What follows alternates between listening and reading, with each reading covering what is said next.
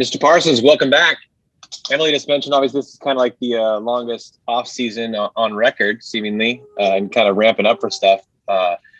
What hope, though, does it give you out of the changes up north in Washington yesterday that perhaps we'll have a little bit of light at the tunnel and have some supporters back in the park with you guys once you get rolling here, hopefully?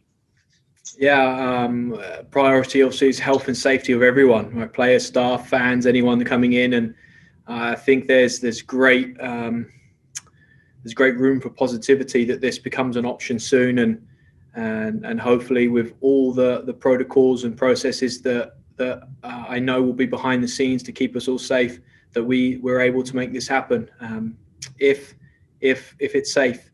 And also, back to the preseason. It's long in length and quantity, but the way it feels mentally, it's we've broken this up, and it's the group are in a fantastic place, and day by day, week by week, they're just chipping away and so focused on the process, so focused on the present moment, so focused on the day that I don't know. For me, it hasn't felt long for a single moment. I'm already thinking, we've only got 3-4 weeks left of preseason. That's not enough. We used to do the whole thing in 4 weeks.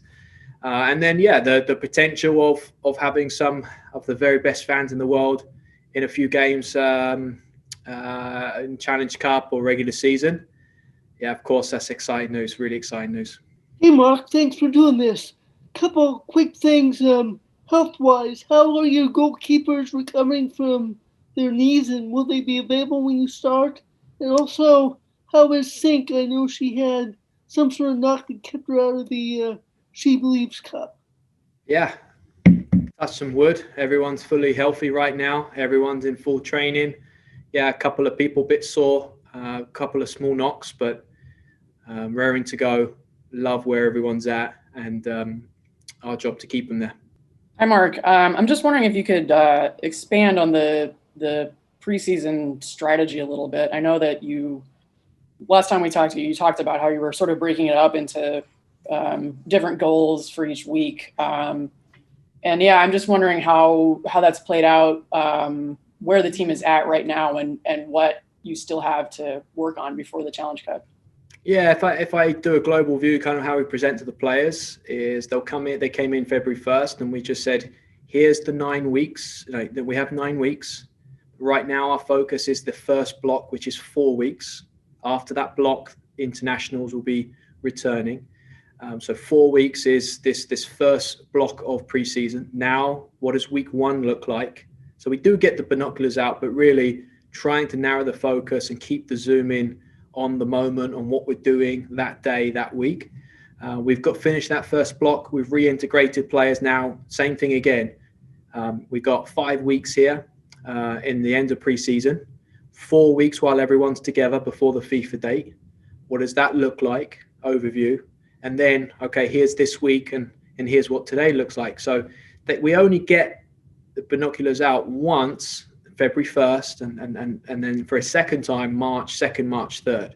I think that's key, that we need to know where we're going. We need to have vision, but keeping the minds on the day and the week as much as possible is critical. Trusting that everything adds up and that we'll be in a great place is an important part of that. On the tactical side, we went more positional and individual development for the first block of 4 weeks. Now we've transitioned to more tactical and style of play. We worked individually and positionally in line with the style of play and the principles, but it was more smaller, and now it's more bigger and tactical. However, a lot of players returning from international have been in tournaments and games where they haven't been able to do positional work. So when they first were transitioning, we were still focused on individuals and positions and units. Now we're starting to get bigger and really look at the whole thing.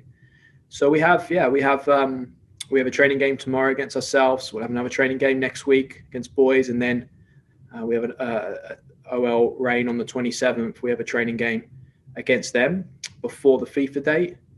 So as we build through these next weeks, the team's identity, the team's mentality is the most important, with all the off-the-field development that we're working on in culture, in values, in behaviors, in connections, in building relationships. And I think while our values will always be critical, for us, and we're working through that.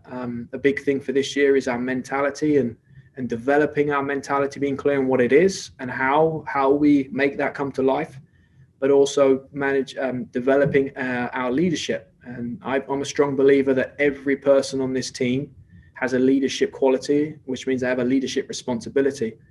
So I try to, along there, tactical, technical, and then off the field team development, all of it, which is, now you can see, I love the 9 weeks. I already feel like I'm running out of time. I want more time with them because we're just having a good time.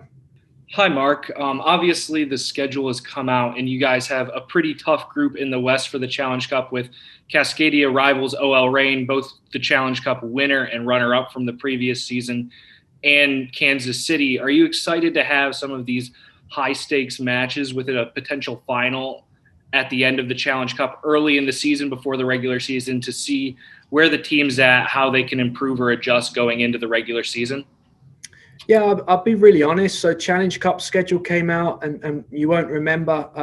We got given the most competitive, the most brutal schedule in the Challenge Cup, and at that moment, even though I know it's against my principles, my personal principles, that it shouldn't affect me, but it did. It frustrated me that everything else felt more balanced across the whole schedule, but our Challenge Cup schedule in 2020 wasn't. And I was more sensitive because we felt like a brand new team. We hadn't had much time, 4 weeks, building into this tournament.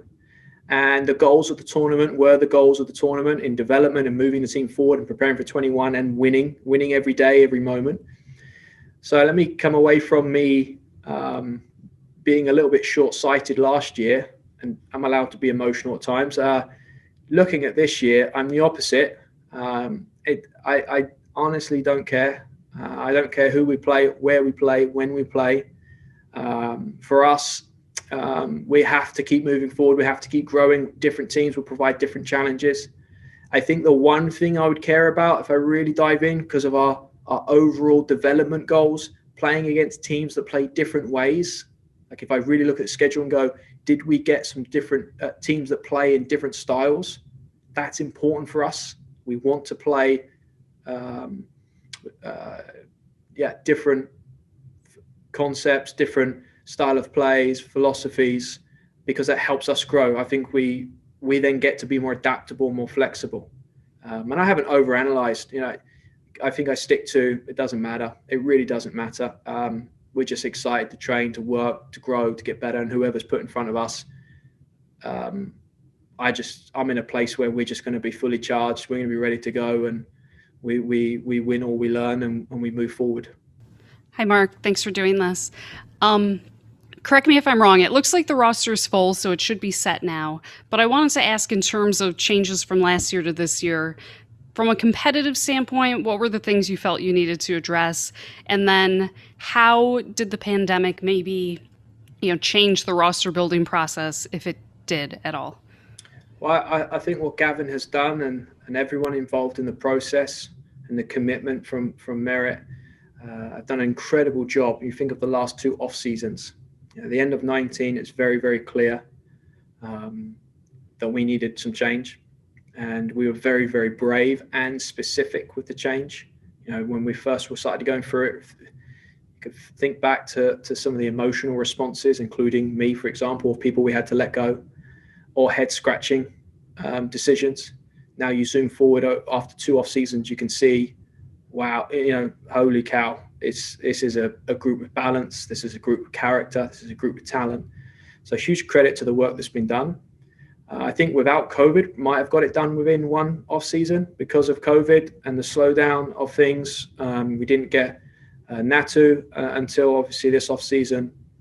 Crystal, I think, was always going to happen when it happened.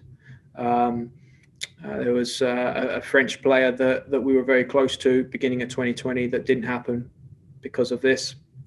We finished 2020. Getting Natu was priority. Getting Crystal was priority. Keeping this amazing group together was priority. Adding through the draft, and I think we crushed and did a good job. Yeah, this group has balance. This group has character. This group has talent, and of course, to win things and be successful. I don't think you can do it without talent, but a lot of talent can win nothing, without leadership within the team, without character within the team, without team spirit, culture. So yeah, it's cool to have talent, but what's more special is we like each other, which is always nice, but I don't think we've ever had that problem in Portland. But we're ready to fight together. We're ready to work. We're ready to solve problems. We're ready to solve issues. So I'm proud of the work everyone's done, and just excited for tomorrow's a training game. Thorns v Thorns, friendly fire. It's I've told people around the stadium, come and watch, because this is a real tight, hard-working group that just want to grow, and they're fun. They're fun to be around right now. Yeah, I'm just I'm wondering. A couple players went on loan to Europe over the summer, and I'm just wondering if you've been keeping tabs on them, and if so, sort of what the situation is there. Yeah, to be specific, we keep tabs on them 100%. To be specific, assistant coaches Rich Gunny and Sophie Clough both have extensive responsibilities to watch, analyze, Zoom, connect, continue player development while they're on loan, and that happened with both.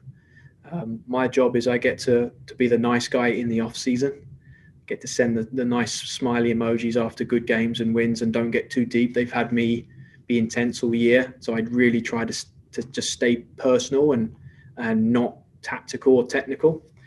Rich and Soph did a fantastic job. More importantly, I think Sel and Nally absolutely made the best and most of those two experiences.